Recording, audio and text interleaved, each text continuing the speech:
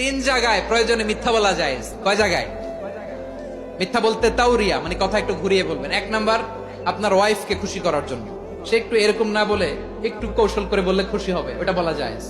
দুই নাম্বার, জীবন মরণের ব্যাপার, জান বাঁচানোর জন্য একটু কৌশল করে ঘুরিয়ে বললেন, এটা জায়েজ। তিন নাম্বার, দুইজন ঝগড়া লাগছে, তাদেরকে মিলিয়ে দেওয়ার জন্য কৌশল করে একটু মিথ্যা বলা, ঘুরিয়ে বলা জায়েজ।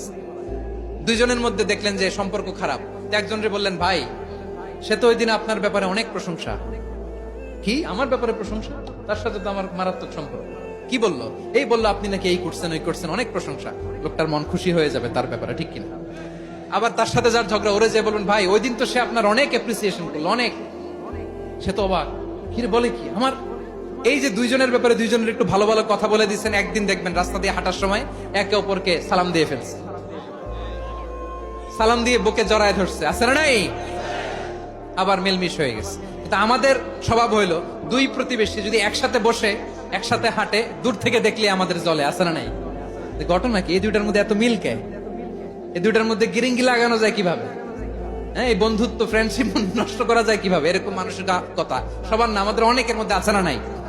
আল্লাহর কাছে তওবা করেন, এই মানসিকতার যেন আমরা না হই, আমরা মিলিয়ে দিব।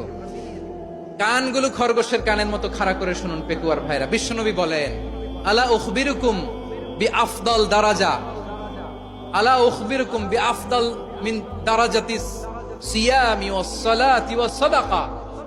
হে আমার উম্মতেরা,